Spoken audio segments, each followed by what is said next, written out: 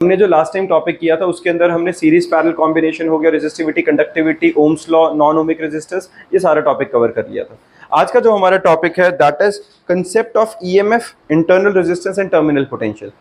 EMF और terminal potential, या फिर नॉर्मली हम बात करें पोटेंशियल डिफरेंस, इसके बारे में हमने पहले बात करी है कभी? हमने ईएमएफ और पोटेंशियल के बारे में बात करी है, थोड़ी सी करी थी स्टार्टिंग में। हमने क्या बात करी थी? ईएमएफ एग्जैक्टली क्या होता है? अगर हम डिफाइन करें इलेक्ट्रोमोटिव फोर्स क्या होती है बच्चा? क्या थी? Potential difference. तो पोटेंशियल डिफरेंस क्या होता है? चलो, ऑक्सीडेशन रिडक्शन, केमिस्ट्री वाला आ गया। और हाँ जी, दो इलेक्ट्रोड्स के बीच का पोटेंशियल डिफरेंस। अब देखो, ऑक्सीडेशन रिडक्शन, दो इलेक्ट्रोड्स के बीच का पोटेंशियल डिफरेंस, तो ईएमएफ भी पोटेंशियल डिफरेंस है। और वो जो इलेक्ट्रोड्स के बीच में तुम पोटेंशियल डिफरेंस कह रहे हो, वो एक सेल के बारे में डिफाइन करते हैं। और वही सेल अगर हमें कनेक्शन, मतलब एक बेसिकली सर्किट के अंदर लगा देते हैं, तो वही सेल दो पॉइंट्स में, मतलब एक सर्किट के बीच में पोटेंशियल डिफरेंस क्रिएट करता है। वही जो इलेक्ट्रोड्स के बीच का पोटेंशियल डिफरेंस था, या मिला जुला के फिजिक्स में फिलहाल हम सिंपल सेल मान लें, उसे बैटरी मान लें, तो बैटरी एक सर्टेन पोटेंशियल डिफरेंस क्रिएट करता है। पोटेंशियल डिफरेंस को हमने क्या डिफाइन किया था? It is the amount of work done in moving a unit charge from this end to this end. ये पोटेंशियल डिफरेंस था। ईएमएफ क्या था? Electromotive force, same amount of work done in moving a unit charge from this end to this end, but in case of open circuit. EMF और potential difference में सिर्फ यही फर्क था। पोटेंशियल डिफरेंस है जिस वक्त एक्चुअल करंट का फ्लो हो रहा है, उस वक्त एक चार्ज को एक पॉइंट से निकल के दूसरे एंड तक आने में कितना वर्क डन लगता है, दैट इज पोटेंशियल। डन है? ईएमएफ में हम क्या बात कर रहे हैं? In the case of open circuit. Open circuit का मतलब क्या हो? यहां पे करंट का फ्लो नहीं हो रहा है, और हम ये मान रहे हैं कि अगर इस जगह से चार्ज चल के इधर जाएगा तो मैक्सिमम वर्क डन कितना लगेगा, दैट इज ईएमएफ। तो अब इन दोनों में फर्क क्या हुआ? सर्किट ऑन और ऑफ से क्या फर्क पड़ता है? एक्चुअल में यहां एक टर्म आता है जिसको हम कहते हैं इंटरनल रेजिस्टेंस। अब इंटरनल रेजिस्टेंस क्या होता है?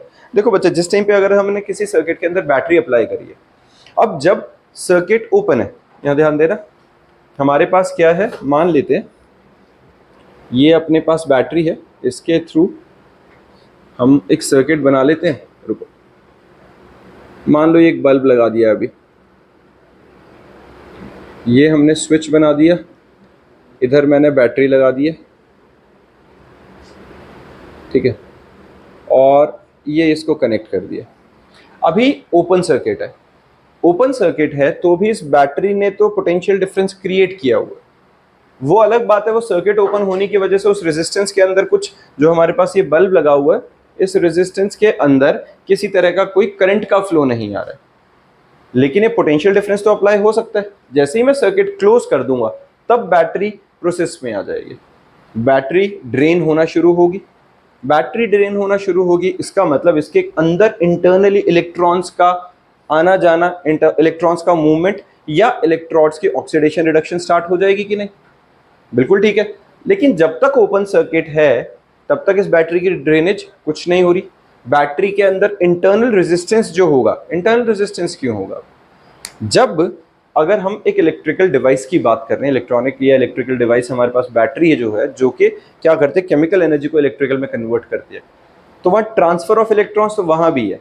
ऑक्सीडेशन रिडक्शन जिस टाइम पे हो रही है, वहाँ पर due to that transfer of electrons there must be certain loss in form of heat, और वो हीट के जो जिस भी फॉर्म में, मतलब वो लॉस आएगा, वो आता है इसके इंटरनल रेजिस्टेंस की वजह से। अब जब सर्किट ओपन है तो उस वक्त अगर एक चार्ज को यहां से मूव करा के वापस यहां लाने में मुझे जितना वर्क डन करना पड़ेगा, that is EMF, electromotive force. It is the maximum potential difference. इसका दूसरा नाम क्या है? Maximum potential difference. लेकिन अब जैसे ही मैं सर्किट क्लोज कर दूंगा, सर्किट क्लोज करूंगा तो क्या होगा? करंट का फ्लो स्टार्ट हो जाएगा बच्चे, है ना? तो जैसे ही हमारे पास यहां पे करंट का फ्लो स्टार्ट हुआ, अब अगर करंट का फ्लो स्टार्ट हुआ, लेट अस अस्यूम इसकी रेजिस्टेंस कितनी थी? कैपिटल आर, इसकी रेजिस्टेंस थी स्मॉल आर। तो कैपिटल आर, या अगर मान लो मैं इस टाइम पे इस रेजिस्टेंस को कंसीडर ही नहीं करता, इसको मैं जीरो ही मान लेता हूं कि हमने क्लोज सर्किट ही रखा हुआ पूरा, छोड़ो, ठीक है। तो इस वक्त इस करंट का एक तरह से शॉर्ट सर्किट हो रहा है, डायरेक्टली एक एंड को दूसरे एंड से मिला रहा हूं मैं, लेकिन बीच में एक छोटा सा पोटेंशियल ड्रॉप आ जाएगा, और वो पोटेंशियल ड्रॉप किसकी वजह से आएगा, जब करंट का फ्लो इसके थ्रू होके इधर आएगा तो बैटरी हीट अप होना शुरू हो जाएगी और थोड़ा सा पोटेंशियल ड्रॉप जो आएगा वो कितना आएगा, आई आर के इक्वल। जो ईएमएफ था इसको मैं किससे रिप्रेजेंट कर रहा हूँ, ई से। तो ईएमएफ किसके इक्वल था, एक जो पूरे सर्किट में पोटेंशियल अप्लाई हुआ है ना, यही है, plus that small potential drop. अब अगर मैं यहाँ पे मान लो कोई सर्किट में रेजिस्टर लगा भी देता हूँ, इस आर की वैल्यू नॉन जीरो होती तो इसके अक्रॉस वी पोटेंशियल आता कि नहीं, तो वो वी पोटेंशियल कैसे निकलेगा, ईएमएफ में से जो इंटरनल पोटेंशियल ड्रॉप है उसको माइनस करके। ये बात समझ में आई है। तो एक्चुअल में ईएमएफ और पोटेंशियल डिफरेंस दो अलग चीजें नहीं है। अगर हम ये मान के चलें कि हमारे पास ये जो बेसिकली बैटरी है वो आइडल बैटरी मान लेते हैं जिसकी इंटरनल रेजिस्टेंस जीरो हो, जो कि नहीं हो सकती क्योंकि कुछ ना कुछ तो वहां रेजिस्टेंस रहेगी। तो अगर वहां पर इंटरनल रेजिस्टेंस जीरो होती तो ईएमएफ और पोटेंशियल डिफरेंस सेम होता, पोटेंशियल डिफरेंस भी same maximum amount of work done के इक्वल होना चाहिए था। लेकिन due to that certain internal resistance of battery और cell there is small amount of potential drop, and that small amount of potential drop when subtracted from EMF we get actual potential difference which is applied across the circuit। समझ में आई। तो हमारे पास V is equal to E minus IR आ गया। किसी को परेशानी, इसमें small r हमने क्या लिखा हुआ है बच्चे, ये इंटरनल रेजिस्टेंस को रिप्रेजेंट कर रहा है। क्लियर बात है। अब एक बार पढ़ना शुरू करते हैं, डेफिनेशन से समझते हैं वैसे। EMF हमारे पास क्या होता है, it is the maximum potential difference between the two electrodes of the cell when no current is drawn from the cell, that is in case of open circuit, जब कोई करंट नहीं निकल रही है। internal resistance क्या होती है, it is defined as the resistance offered by the electrolytic cell when the electric current flows through it। यही internal resistance क्या है, it is defined as the resistance offered by electrolytic cell। ठीक है, electrolytic cell जो हम cell लगा रहे हैं बेसिकली, वो जितना रेजिस्टेंस ऑफर करेगा उसे हम क्या कहेंगे, इंटरनल रेजिस्टेंस। फिर है terminal potential difference. Terminal potential difference क्या आएगा, it is defined as the potential difference between two electrodes of a cell in a close circuit. ठीक है, जब करंट, हाँ जी क्या चीज, दो बैटरी के अंदर बेसिकली ये जो हम बात कर रहे हैं बार बार, terminal potential difference, it is defined as the potential difference between the two electrodes of a cell. Cell कहो बैटरी कहो, क्योंकि battery is a combination of cell only. तो उस केस में जितनी पोटेंशियल अप्लाई होगी दो टर्मिनल्स के एंड पे, उसको हम क्या कहेंगे बच्चा, टर्मिनल पोटेंशियल डिफरेंस। डन है ये बात समझ में। तो टर्मिनल पोटेंशियल डिफरेंस जो रहेगी this will always be less than EMF, क्योंकि ईएमएफ क्या है, जीरो पोटेंशियल ड्रॉप का केस है, और वोल्टेज क्या है, कुछ ना कुछ सर्टेन इंटरनल पोटेंशियल ड्रॉप हो रहा होगा सेल में, उसके बाद का केस है। तो V जो हमारे पास होगा this is always equals to E minus I R, है ना। That means V is always less than EMF। R internal resistance, E EMF, V terminal potential and I is current. किसी को दिक्कत बच्चा? डन। ये सर्किट देख रहे हो, इसमें समझ पाना, एक बारी कोशिश करते हैं इसको ढंग से समझने की। हमारे पास ये क्या बेटा, ये जो R है ये इंटरनल रेजिस्टेंस ऑफ बैटरी को रिप्रेजेंट कर रहा है। ये जो R है ये क्या कर रहा है, इंटरनल रेजिस्टेंस ऑफ बैटरी को रिप्रेजेंट कर रहा है। अलग से कहीं रेजिस्टेंस लगा नहीं है, सेल के अंदर ही रेजिस्टेंस था ना जो, तो उसको मैंने स्मॉल r से ऐसे बस बना दिया सर्किट में। और इसी के अंदर इन दो पोटेंशियल्स के बीच में, मतलब इन दो इलेक्ट्रोड्स के बीच में V पोटेंशियल था। अगर ओपन सर्किट होता तो EMF था, अगर क्लोज सर्किट था तो पोटेंशियल डिफरेंस था। ये अगर मैं की क्लोज कर देता हूं तो करंट का फ्लो शुरू हो जाएगा एक्सटर्नल रेजिस्टेंस के अक्रॉस, इंटरनल पोटेंशियल ड्रॉप हुआ IR, और V is equal to IR हमारे पास होता है बच्चा, V is equal to IR है, ओम्स लॉ है, I is equal to V by R, IR is equal to E minus V, है ना। IR किसके इक्वल होगा, E माइनस V, और we can say R is equal to E minus V by R, V by I, R is equal to E minus V, और I की value मैंने डाली V by R वाली जो substitute करी, ये R by V reciprocal होके आ गई। यहाँ से हमारे पास इंटरनल रेजिस्टेंस का EMF पोटेंशियल और एक्सटर्नल रेजिस्टेंस के टर्म्स में रिलेशन बन गया। समझ में आया? नोट डाउन करो एक बारी। डेरिवेशन देखो पता होनी जरूरी है बेटा। ये क्यों है, जैसे अगर जो न्यूमेरिकल आएगा तो हमें देखो करा कुछ नहीं है, करंट को स्विच कर दिया है। अगर तुम ये कहो कि भाई हमने इसमें कुछ अलग अनोखा किया, अनोखा नहीं है, V is equal to IR था तो मेरे पास करंट नहीं थी, तो मैंने करंट को एक्सटर्नल रेजिस्टेंस के टर्म्स में लिखा, इंटरनल रेजिस्टेंस वाले फॉर्मूला में जो हमने ऊपर लिखा है ई माइनस आई आर, बस वहाँ आई की वैल्यू सब्सटीट्यूट कर दिया जो वी बाई आर है, और उसको रीअरेंज करके इंटरनल रेजिस्टेंस की वैल्यू निकाल लिया। समझ में आई ये बात? पता चला हुआ क्या, कुछ अलग नहीं किया हमने। जिस टाइम पे हमने सर्किट बनाया था, अगर हम यहाँ पे सर्किट बनाते हैं कि मान लो मेरे पास यहाँ बैटरी ऐसे है, करंट का फ्लो कर रहा है ऐसे करके, और यहाँ मैंने बीच में कोई रेजिस्टर लगा दिया था, तो इस रेजिस्टर के अक्रॉस करंट जाएगी आई, सेम करंट जाएगी सेल के अंदर से, तो इसकी इंटरनल रेजिस्टेंस छोटी सी मैं यहाँ बना रहा हूँ, ये आर, ये ओवरऑल पूरे सेल को मान लूँ मैं। किसी को दिक्कत है ना? ऐसे ही कुछ हो रहा है। तो इनके अंदर जब हमें पता है E M F is equal to या फिर V is equal to E minus I R, ये अपने को पता है, पर अगर मुझे आर की वैल्यू निकालनी है तो आई की टर्म्स में निकलेगी। आई फिर एक अननोन वैल्यू है, तो मुझे ये पता है V is equal to I R, Ohm's law से होता है, तो I is equal to V by R आ जाएगा। ये वैल्यू बस यहाँ डाल दो, V is equal to E minus V by R into R. समझ में आई? रीअरेंज करो, इस साइड लाओगे v plus V by R into R is equal to E M F, यही है। एलसीएम लो। समझ में आ रही है बच्चा? पता चल रहा है? तो यहाँ से भी अगर रीअरेंज करके करोगे तो सेम उसी वाले फॉर्मूला पे हमारे पास e minus V is equal to V by R into R है, क्रॉस मल्टीप्लाई करो, e minus V times R by V is equal to small R. तो कुछ अलग नहीं किया था हमने, यही डेरिवेशन करी है। वो हमने सिर्फ करा क्या, करंट को एलिमिनेट करके पोटेंशियल डिफरेंस, ईएमएफ और इंटरनल रेजिस्टेंस को रिलेट कराया साथ में। क्लियर है यहाँ पे? चलो, इसके बाद हमारे पास आता है बच्चा grouping of two cells in series and parallel. बहुत ज़्यादा इंपॉर्टेंट और बिल्कुल तुम्हारे लिए फिलहाल एक नया टॉपिक, ठीक है। जो आईसीएसई वाले बच्चे हैं वो फिर भी थोड़ा बहुत इसे पढ़ते होते हैं, सीबीएसई वाले बच्चे 10 तक तो बिल्कुल भी नहीं देखते इस टॉपिक को। ये v is equal to E minus I R भी आईसीएसई के अंदर होता है, हम फर्स्ट टाइम कर रहे होते हैं। अब ग्रुपिंग ऑफ सेल्स इतना इंपॉर्टेंट है, इसके आगे जो न्यूमेरिकल्स आएंगे हमारे वो इस बेसिस पे आते होते हैं। जितने भी आगे के टॉपिक है उसमें से आना ही आना और न्यूमेरिकल। तो ग्रुपिंग ऑफ सेल में होता क्या, देखो सबसे पहला बच्चा grouping in series, when the two cells are in series. तो जब सीरीज में है तो ध्यान से देखो कैसा है बच्चा, यहाँ पे पॉजिटिव टर्मिनल, फिर एक नेगेटिव टर्मिनल, फिर एक पॉजिटिव टर्मिनल और नेगेटिव टर्मिनल, इनको मैंने डायरेक्ट सर्किट में जोड़ दिया। एक पहले वाले की EMF E1 internal resistance R1, दूसरे वाले की EMF E2 internal resistance R2, और करंट कहाँ से कहाँ हमारे पास फ्लो करी है बच्चा, C से होते हुए A की तरफ हमारे पास करंट आ रही है। डन है? ये बात समझ में आ गई? किसी को परेशानी, वो करंट की डायरेक्शन में प्रॉब्लम तो नहीं है? कोई ये तो नहीं सोच रहा कि नेगेटिव टू पॉजिटिव करंट आ रही है? करंट ध्यान से देखो, पॉजिटिव से बाहर निकलेगी और घूम के वापस आते हुए वापस नेगेटिव के अंदर अप्रोच करेगी। यही होता है सर्किट हमारा, ठीक है। तो सेम उसी सर्किट को बनाया, कुछ अलग नहीं किया हमने। अब potential difference between the positive and negative terminal of first cell. अब देखो मैंने क्या किया ना, इन्हीं को मिला जुला के मैंने कहा इन दोनों के कॉम्बिनेशन से एक नया सेल बना जिसकी EMF E इक्विवेलेंट और रेजिस्टेंस R इक्विवेलेंट से रिप्रेजेंट कर दिया। किसी को दिक्कत? ये जो है ये कहीं अलग से नहीं आया, ये जो हमारे पास ये दो सेल थे इनके कॉम्बिनेशन से ही हमने जो नेट इफेक्टिव EMF और रेजिस्टेंस निकलनी थी वो लिख दिए।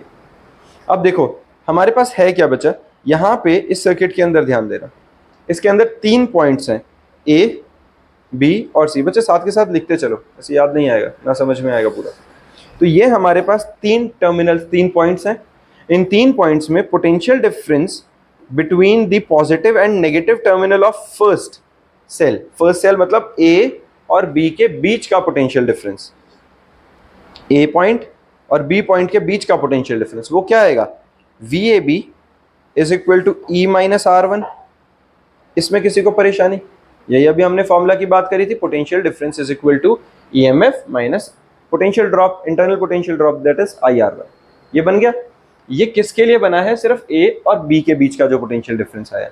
अब ऐसे ही अगर मैं पोटेंशियल डिफरेंस निकाल लूँ दूसरे वाले के लिए, दूसरे वाला कौन सा निकलेगा बच्चा हमारे पास, मान लेते हैं इसके बीच में, B वाले के और C वाले के बीच में, तो हमारे पास वो क्या निकला, VBC, ठीक है ना। वो क्या निकलेगा हमारे पास, VBC, और जो VBC आएगा that will be equals to E2 minus IR2। बिल्कुल ठीक है। अब मैं क्या कर रहा हूँ, मुझे क्या चाहिए, मेरा असली टारगेट जो है वो तो हमारे पास क्या है कि A वाले टर्मिनल और C वाले टर्मिनल के बीच का पोटेंशियल डिफरेंस निकालना है मुझे। एक्चुअल टारगेट तो ये है ना, VAC निकालना।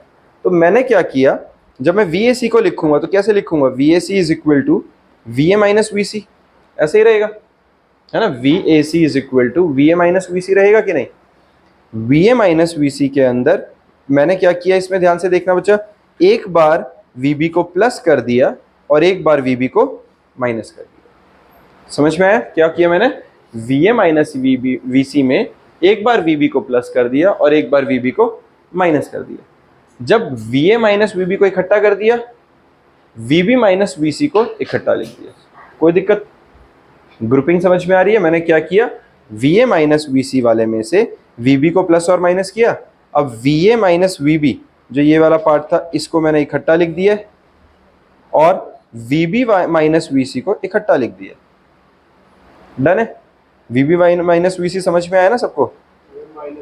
बेटा प्लस माइनस मैंने किया अपने मर्जी से, एडिशन और सब्ट्रैक्शन तो कर ही सकते हैं, इसके अंदर कुछ चेंज थोड़ी आया, प्रिंसिपल चेंज तो कुछ आया ही नहीं, ओवरऑल वैल्यू तो वहीं की वहीं। अगर मैं किसी चीज के अंदर +2 और -2 कर दूं किसी इक्वेशन में, कोई फर्क नहीं पड़ेगा।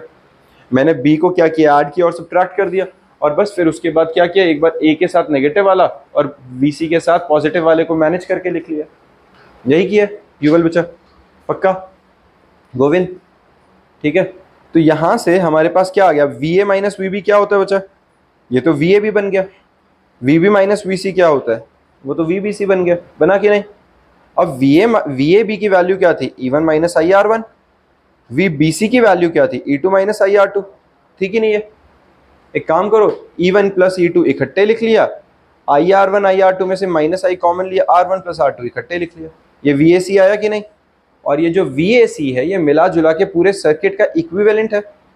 जो VAC बनेगा it is equal to equivalent EMF minus I into equivalent REQ। Compare करो तो यहां से हमें क्या पता चलेगा, E equivalent is equal to algebraic sum of EMF, R equivalent is equal to algebraic sum of internal resistance। Simple है। तो जो फाइनल रिजल्ट क्या है कि अगर हम सीरीज में सेल लगा देते हैं तो उसके अंदर नेट EMF क्या आएगी, total algebraic sum of EMF, और सेम वे में internal resistance directly add on हो जाएगी, जैसा हमारा सीरीज में अदरवाइज भी होता था। ठीक है, तो ये फाइनल रिजल्ट तुम्हें पता होना जरूरी है। अगर ऐसे ऐसे मैं 1 2 3 10 12 जितने मर्जी सेल लगा दूं, उनके लिए क्या लगेंगे, डॉट डॉट डॉट करके EN लगा देंगे या सिग्मा लिख दूंगा मैं इसके आगे। ये बात समझ में आ गई है, फटाफट से नोट डाउन करो इसे। E equivalent is equal to E1 plus E2 plus E3 up to so on EN, and R equivalent is equal to R1 plus R2 plus R3 up to so on RN। ऐसा चलेगा, ठीक है। अब इसका अगला case, next case में क्या है, जब मैं देखो सीरीज में ही है लेकिन यहां हमने स्विच कर दिए हैं बैटरी के टर्मिनल्स, हमने यहां पॉजिटिव यहां नेगेटिव, पर दूसरे सेल के अंदर नेगेटिव और पॉजिटिव कर दिया। अब क्या होना चाहिए, कुछ नहीं होना चाहिए, होना चाहिए क्यों, जहां हमारे पास EMF ऐड हो रही थी यहां पर EMF आपस में माइनस हो जाती।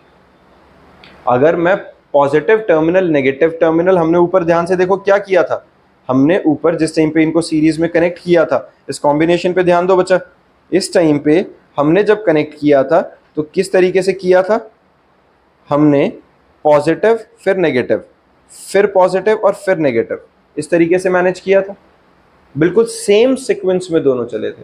अब मैं क्या बोल रहा हूं कि नेगेटिव के साथ नेगेटिव को कनेक्ट कर दो, नेगेटिव टर्मिनल के साथ नेगेटिव टर्मिनल को कनेक्ट कर दो।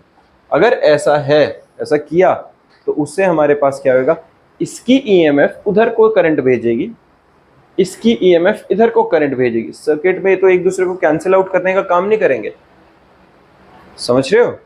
खुद सोच के देखो, अगर मैं इनको किसी एक कॉमन सर्किट के अंदर मैंने जैसे रखा हुआ है, अब डायरेक्शन के हिसाब से सोचो, ये करंट इधर को भेजने की कोशिश करेगा, ये करंट इधर को भेजने की कोशिश करेगा, तो ये तो एक दूसरे को कैंसिल आउट कर देंगे। कैंसिल आउट करेंगे तो नेट EMF यानी कि net total potential difference for the entire circuit is the difference between the to potentials. होना चाहिए कि नहीं, कोई एक ज्यादा होगा कोई एक कम होगा, अगर जो दोनों की सेम होगी तो नेट पोटेंशियल 0 आ जाएगी सर्किट की, है ना। ये समझ में आई कि अगर इन दोनों की पोटेंशियल सेम होगी, दो इक्वल पोटेंशियल के सेल में कनेक्ट कर दूंगा उल्टे पुल्टे, उल्टे पुल्टे कैसे, प्लस माइनस माइनस प्लस, तो नेट इफेक्ट क्या आएगा, 0 आ जाएगा। बट इंटरनल रेजिस्टेंस कैसे आएगी, वो तो फिर एल्जेब्रिक सम आएगी बच्चा।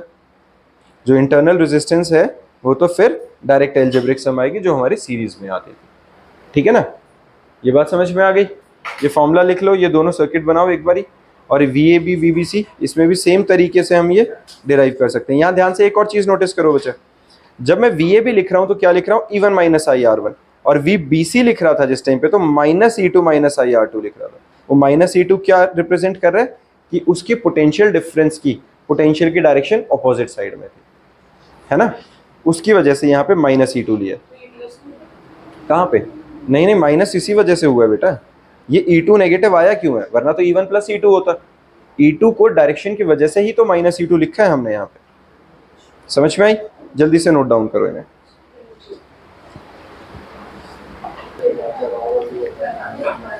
हाँ जी, देखो बच्चे, नोट डाउन कर लिया सबने ये। अब देखो बच्चे, अब हमारे पास क्या है, when the two cells are in parallel, बच्चे ध्यान दो, when the two cells are in parallel, हमने अभी सीरीज के लिए किया था, अब हमने इसी को पैरेलल के लिए किया। यहां पे हमारे पास क्या है बेटा, एक सेल, नीचे एक दूसरा सेल, ऊपर वाले सेल की ईएमएफ E1, दूसरे वाले की E2, internal resistance R1, internal resistance R2। अब यहां पर एक चीज पे ध्यान देना, A ठीक है, बिल्कुल ठीक है, A तो हमारे पास क्या रखा था, जैसे हमने वहां पे पॉइंट रखा हुआ था, एक पॉइंट A, एक पॉइंट C, बीच में आना था B, मैंने यहाँ B को B1 और B2 में ब्रेक किया हुआ, दिख रहा है, यहाँ पे मैंने क्या किया हुआ, B1 और B2 में ब्रेक किया हुआ। ये ऐसा क्यों किया हुआ अभी 2 मिनट में पता चल जाएगा। वैसे तो अभी हमारे पास क्या है, एक सेल है और एक दूसरा सेल जिसकी EMF E1 internal resistance R1, E2 internal resistance R2, ये डन है। अब एक बात देखो बच्चे, करंट की डायरेक्शन पे ध्यान देना जरा। जब हमारे पास करंट की डायरेक्शन निकलेगी, करंट कहां से कहां आएगी, पॉजिटिव टर्मिनल से नेगेटिव की तरफ आएगी, I1 करंट। यहां पे जो हमारे पास करंट आ रही है, ये क्या आ रही है, I2 करंट आ रही है कि नहीं। I1 और I2 मिलके यहाँ पे एक जंक्शन है जहां पे शायद दोनों करंट मीट कर रही हैं, और टोटल I करंट इधर को बाहर निकल जाएगी। अगर I करंट बाहर जा रही है, that means same I current पीछे वहां पे एंटर कर रही होगी। इसी तरीके से सर्किट काम करता है, तो सेम करंट यहाँ से I जाकर उधर से I हमारे पास करंट आ रही होगी, और यहाँ आकर I1 में और I2 में ब्रेक हो रही होगी। किसी को इस I1 I2 से प्रॉब्लम, ये क्लियर है, सिंपल करंट डिस्ट्रीब्यूशन था। अब हमारे पास इसके अंदर जब ये करंट डिस्ट्रीब्यूशन हुआ तो टोटल करंट किसके इक्वल आई, I is equal to I1 plus I2 आई कि नहीं, बिल्कुल ठीक है। अब जो पोटेंशियल डिफरेंस है ये कितना आएगा, देखो जब हम पोटेंशियल डिफरेंस की बात कर रहे हैं तो VB1 माइनस VB2, ये क्या कर रहा हूं मैं, ये जो B1 और B2 हैं हमारे, इनके इन दोनों पॉइंट्स के B1 और B2 के बीच का पोटेंशियल डिफरेंस निकाल रहा हूं। मैं क्या कर रहा हूं, B1 और B2 के बीच का पोटेंशियल डिफरेंस निकाल रहा हूं, तो वो क्या निकलेगा, VB1 माइनस VB2। अब VB1 क्या होगा, E1 माइनस IR1। ऐसा क्यों, क्योंकि अगर हम इस सर्किट पे ध्यान से देखें तो हमारे पास ये सर्किट एक तरह से पैरेलल बन गया कि नहीं। तो जो पोटेंशियल डिफरेंस इसके लिए होगा वही पोटेंशियल इसके लिए होगा, वही पोटेंशियल VB1 माइनस VB2 होगा कि नहीं। E1 minus R1 must be equals to potential difference between VB1 minus VB2, ऐसा होना चाहिए। और यहां से मैंने करंट की वैल्यू निकाल ली, E1 minus V upon R1। समझ में आया। ऐसे ही जब मैं V को VB1 माइनस VB2 लिखूं तो वो तो मैं E2 माइनस IR2 भी लिख सकता था, क्योंकि पैरेलल में है तो ऊपर वाले की और नीचे वाले की पोटेंशियल तो सेम रहनी चाहिए। तो E2 माइनस IR2 से I2 की वैल्यू निकाल ली, E2 minus V upon R2, बिल्कुल ठीक है। और ये जो टोटल करंट वाली वैल्यू थी I is equal to I1 plus I2, इसके अंदर सब्सटीट्यूट कर दी, E1 minus V over R1 plus E2 minus V over R2। Done है। एलसीएम लेते हैं R1 R2, E1 R2 minus V R2 plus E2 R1 minus V R1। ये done है बच्चा। ये क्या किया हमने, एलसीएम लिया, सॉल्व किया, I की वैल्यू किसके इक्वल आ गई है, E1 R2 plus E2 R1 over R1 into R2 minus V times R1 plus R2 over R1 R2। ये कहाँ से किया हमने, ये जो ऊपर हमारे पास पोटेंशियल आई थी इनको कॉमन निकाल लिया, V कॉमन लिया, माइनस V कॉमन लेके R1 प्लस R2 ऐड करके लिख लिया और न्यूमरेटर्स को सेपरेट करके लिखा था। इस फॉर्म में लिखा। यहाँ से V की वैल्यू निकालो। जब तुम यहाँ से V की वैल्यू निकालोगे तो क्या करोगे, करंट के साथ R1 R2 मल्टीप्लाई हो जाएगा, करंट के साथ R1 R2 मल्टीप्लाई हुआ और E1 R2 वाले को हमने उस साइड भेज दिया। या ये कहो कि मैंने क्या किया बच्चा, करंट को इस साइड भेजा और इसको उधर भेज दिया और R1 R2 फिर एलसीएम लेके क्रॉस मल्टीप्लाई करे, रीअरेंज किया तो मेरे पास V की value E1 R2 plus E2 R1 by R1 R2 minus I R1 R2 upon R1 plus R2 की टर्म्स में आ गई। And V is equal to E की equivalent minus I into R equivalent, यही होता है ना। V is equal to E minus I R था। इक्विवेलेंट के हिसाब से जब कंपेयर करेंगे तो हमारे पास E इक्विवेलेंट की वैल्यू आ गई है E1 R2 plus E2 R1 over R1 plus R2 और R इक्विवेलेंट की वैल्यू है R1 R2 upon R1 plus R2। Clear है। यहाँ पर हमने किया क्या है, इस सर्किट पे ध्यान दो, चीज़ें आसान हैं, चीज़ें टफ नहीं है, मैथमेटिकल ट्रीटमेंट था सिर्फ उसके अंदर। हमने सिर्फ ये बात करी है कि ये क्या है बच्चा, पैरेलल में है। अगर पैरेलल में है तो दोनों के अक्रॉस पोटेंशियल सेम रहनी चाहिए। जो VB1 माइनस VB2 जो इसके अक्रॉस पोटेंशियल रहेगी, सेम पोटेंशियल ड्रॉप इसके, सेम पोटेंशियल ड्रॉप इसके अक्रॉस रहेगी। तो एक बार इन VB1 माइनस VB2 को मैंने क्या लिखा, E1 माइनस IR1, एक बार लिखा E2 माइनस IR2। एक बार उससे करंट निकाल दिया, एक बार इससे करंट निकाल दिया और टोटल करंट जो होती है वो क्या होती है, algebraic sum of both current. इनमें I1 और R2 की वैल्यू सब्स्टिट्यूट कर दी हमने और जो सब्स्टिट्यूट करके रीअरेंज करके हमारा आखिरी में V is equal to something minus I times of something आया। तो वो जो समथिंग होता है V is equal to E minus IR होता है, तो ये E equivalent minus I into R equivalent के इक्वल आ गया। डन है, पता चला। नोट डाउन करो इसे भी एक बार।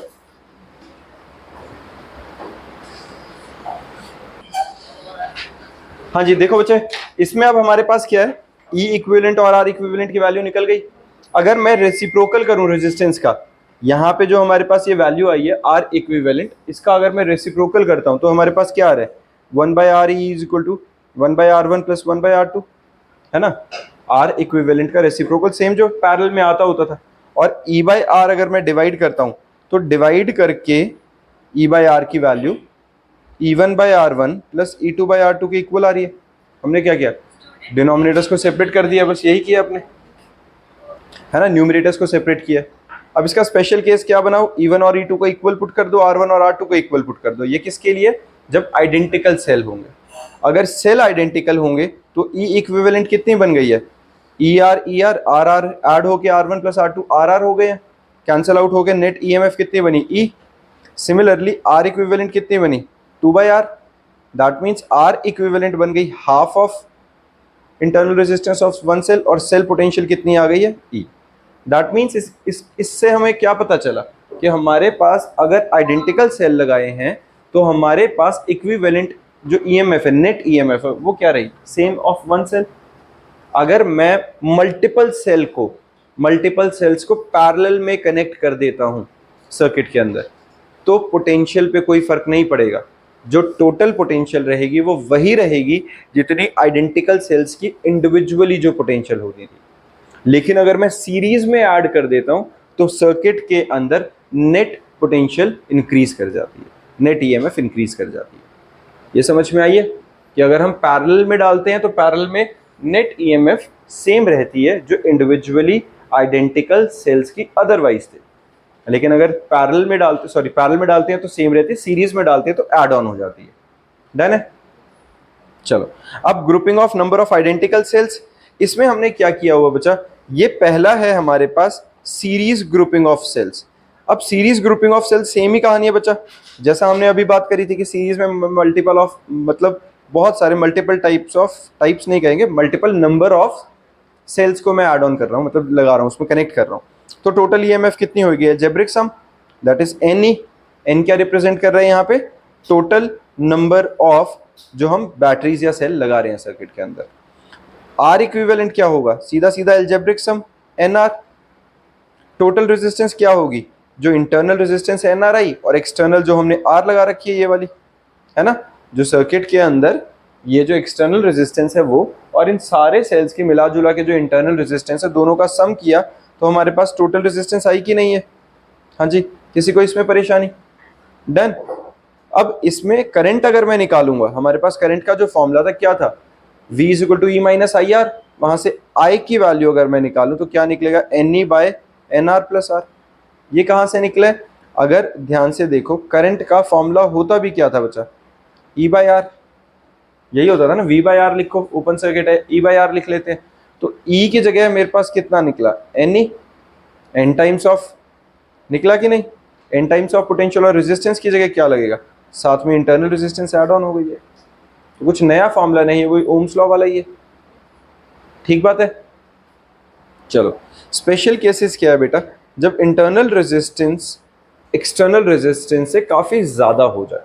हम क्या बात कर रहे हैं? इंटरनल रेजिस्टेंस सारे सेल्स की मिला के क्या थी? NR, small nr, and value of NR is extremely high than external resistance. जो हमने एक्सटर्नल सर्किट में मतलब एक्सटर्नल रेजिस्टेंस लगाया है वो काफी ज्यादा है, अगर सॉरी एक्सटर्नल रेजिस्टेंस लगाया है वो काफी कम है as compared to internal resistance of the cell. तो वो जो R है उसको हम निग्लेक्ट कर सकते हैं। अगर निग्लेक्ट करेंगे तो करंट की वैल्यू NE बाय NR आके E बाय R आ गई कि नहीं? है ना। अगर मैं एक्सटर्नल रेजिस्टेंस की वैल्यू नेग्लिजिबल मान लूं तो हमारे पास सीधा सीधा करंट के फॉर्मूला के अंदर यहाँ पे R को निग्लेक्ट करेंगे, NE बाय NR आके N से N कट के E बाय R आ गया, करंट की वैल्यू निकल गई। तो current in the external resistance is same as the current due to single cell. अगर हमारे पास एक्सटर्नल रेजिस्टेंस ऑलमोस्ट नेग्लिजिबल है तो जो सिंगल सेल की वजह से करंट जानी चाहिए थी उतनी ही करंट अब पूरे ग्रुप ऑफ सेल्स की वजह से जा रही है। डन। अगर एक्सटर्नल रेजिस्टेंस एक्सट्रीमली ग्रेटर है, एक्सट्रीमली लार्जर है इंटरनल रेजिस्टेंस से, तो उस केस में इंटरनल रेजिस्टेंस को हम निग्लेक्ट कर सकते हैं। तो वहां से हमारे पास करंट की वैल्यू क्या निकलेगी? NE by R। चलो, the current in the external circuit is N times the current due to single circuit. ठीक है, ये समझ में आया? एक बार इसे नोट डाउन करो। यहां तक नोट डाउन कर लिया बच्चा सबने? अब देखो हमारे पास सीरीज कॉम्बिनेशन के बाद हमारे पास क्या बच्चा? देखो, from the series combination of cell, current drawn is maximum if the value of external resistance is very high as compared to total internal resistance of the cell। ये ध्यान रखना, ये ऑब्जेक्टिव में क्वेश्चन बन सकता है कि हमारे पास अगर मल्टीपल सेल्स को सीरीज में कंबाइन कर दिया है तो उस वक्त मैक्सिमम करंट कब आएगी? मैक्सिमम करंट हमेशा तब आएगी जब हमारे पास एक्सटर्नल जो रेजिस्टेंस है उसकी वैल्यू बहुत ज्यादा होगी। समझ में आई है? जिस टाइम पे external resistance is very high as compared to internal resistance, in that situation जो करंट की वैल्यू रहेगी वो हमारे पास क्या रहने वाली है? मैक्सिमम रहेगी। डन है? ये याद रखेंगे, कहीं नोट डाउन कर लेंगे। फिर हमारे पास आता है बच्चे पैरेलल ग्रुपिंग ऑफ सेल्स। देखो, पैरेलल ग्रुपिंग ऑफ सेल में हमारे पास क्या है? सिंपल सर्किट है, वही हमने पैरेलल में लगा दिया है ना। अब ये मल्टीपल लगा रखे हैं, up to so on n times लगा लो। तो हमारे पास जो 1 by R P, 1 by R plus 1 by R up to so on m terms है, तो m बाय आर आ गया। m क्या है हमारे पास? टोटल नंबर ऑफ, क्या है? टोटल नंबर ऑफ सेल्स जो हमने लगा रखे हैं। ठीक है, तो वो m आ गया। तो rp कितना आया? r bye m। रेसिप्रोकल किया है, सिंपल, सिंस वो पैरेलल में थे तो रेसिप्रोकल करके ऐड किया, नेट रिजल्ट आया, रेसिप्रोकल कर दिया। Total resistance in the circuit external R था और R बाय M मिला जुला के था। Done. If in a parallel combination of identical cell, the effective EMF in the circuit is equal to EMF due to single cell। ये क्यों रहेगा भाई? हमारे पास जब हम पैरेलल कॉम्बिनेशन की बात कर रहे हैं यहाँ पे, तो इस पैरेलल सर्किट के अंदर जो टोटल EMF रहेगी वो तो through out being parallel same रहने वाली है कि नहीं? है ना। पैरेलल है तो हर किसी के अक्रॉस क्या रहेगी? सेम पोटेंशियल रहने वाली है। तो अगर ऐसा है, अब इसमें करंट की वैल्यू निकालूं मैं तो क्या आएगा? EMF by R, E by R। सीधा EMF तो E ही रहने वाली है हमारे पास, and it is equal to M times of E upon MR plus R। बात समझ में आई है? In parallel combination of identical cells में ईएमएफ हमारी कितनी रहेगी बच्चा, effective EMF in the circuit is equal to the EMF due to single cell. Series में भी ऐसा ही आया था, पैरेलल में भी ऐसा ही आया। अगर हम आइडेंटिकल सेल्स लगा रहे हैं तो हमारे पास क्या आ रहा है बच्चा, आइडेंटिकल सेल्स के अंदर हमारे पास जो पैरेलल में हमने लगाया तो क्या आया, नेट ईएमएफ हमारे पास कितनी आ रही है आइडेंटिकल सेल्स के केस में, जितनी सिंगल के लिए आई थी उतनी। सीरीज में क्या आया था, सीरीज में करंट सेम आई थी। याद है जब हमने अभी डिस्कस किया था, क्या किया था कि इस केस में हमारे पास आया था कि जो करंट हमारे पास आती है सीरीज के अंदर वो करंट सेम आई थी, है ना। और जो पैरेलल जब हम लगा रहे हैं तो इसके अंदर हमारे पास क्या सेम आ रही है बच्चा, आइडेंटिकल्स में इन parallel combination the effective EMF in the circuit is equal to the individual EMF of the cell. Done. Special case, when external resistance is extremely smaller than internal effective resistance, then R can be neglected. तो I क्या बन गया, ME by R. The current in the external resistance is M times the current due to a single cell. यही हुआ। यहाँ ध्यान से देखो, इसके अंदर जो हमारे पास E by R है, E by R क्या था बच्चा, एक सिंगल अगर सेल होता उसकी करंट, इसको हमने m टाइम्स कर दिया तो हमारे पास नेट करंट आ गई है पूरे पैरेलल कॉम्बिनेशन के लिए। तो हमारे पास करंट ज़्यादा है, m टाइम्स हो गई। अगर जो मैंने 10 मतलब वो सेल्स लगाए थे तो 10 टाइम्स करंट आ रही है अब मेरे पास। If R is less than, extremely less than R, जो एक्सटर्नल रेजिस्टेंस है वो बहुत ज़्यादा है तो इंटरनल रेजिस्टेंस को हम निगलेक्ट कर देते हैं। तो I is equal to M E by M R which is equal to E by R. That means current अब हमारे पास क्या रहेगी उस केस में, the current in the external resistance is same as the current due to single cell. ठीक बात है। तो for the parallel combination of cell, current drawn is maximum if the external resistance is very low as compared to the total internal resistance of the cell. Done है ये, ठीक बात। तो parallel combination में क्या रहेगा बच्चा, हमारे पास करंट मैक्सिमम कब होगी, पैरेलल कॉम्बिनेशन में करंट हमारे पास मैक्सिमम तब होगी जब एक्सटर्नल रेजिस्टेंस बहुत लो होगा। और उस केस में क्या था, सीरीज में करंट ड्रॉन मैक्सिमम तब थी जब एक्सटर्नल रेजिस्टेंस एक्सट्रीमली हाई रखा था। डन है ये सीरीज और पैरेलल के लिए याद रखेंगे। फिर है बच्चा हमारे पास मिक्स्ड ग्रुपिंग।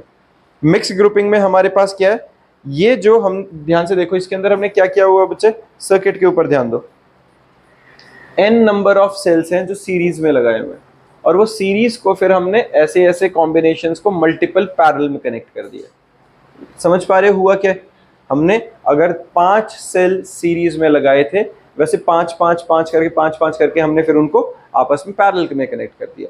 तो इसके अंदर इन ईच रो हम क्या बात करें, देखो in each row there are n cells in series, therefore total resistance कितनी आएगी, nr, सीरीज में तो डायरेक्टली ऐड हो जाती है।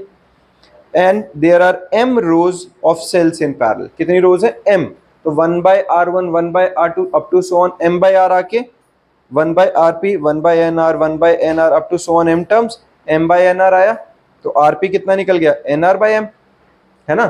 जो एक पूरी इस लाइन की जो इफेक्टिव रेजिस्टेंस थी उसको फिर इसको सबको रेसिप्रोकल करके ऐड करते जाएंगे तो पूरे पैरेलल कॉम्बिनेशन का रेजिस्टेंस निकलेगा कि नहीं। तो वही हमारे पास कितना निकला है, nr/m। समझ में आ रहा है ये। अगर ये हमारे पास आया है तो करंट का फॉर्मूला क्या होता है बच्चा, effective EMF by total resistance. Effective EMF is NE, total resistance R plus nr/m which is mne by mr plus nr। Solve किया और आगे तो R हमारे पास क्या है, R is equal to nr/m and external resistance is equal to total internal resistance of all the cells. ठीक है, अगर हमारे पास external resistance total internal resistance के इक्वल आ जाता है तो हमारे पास ओवरऑल ये वैल्यू निकल के आई है। ये वही किया हुआ एक्सटर्नल रेजिस्टेंस इंटरनल रेजिस्टेंस के साथ इक्वेट किया। तो एक ग्रुपिंग का है, ग्रुपिंग अब पेपर में आती नहीं है, ठीक है, ये सिलेबस में लिखा नहीं है कहीं पे, तो बस ये कर लिया है हमने लेकिन रिक्वायर्ड नहीं है इतना। इससे पहले वाला जो सीरीज पैरेलल था वो इंपॉर्टेंट था। ठीक है, आज के लिए इतना ही है। नेक्स्ट क्लास में हीटिंग और आगे वाले इलेक्ट्रिक पावर वाला टॉपिक करेंगे।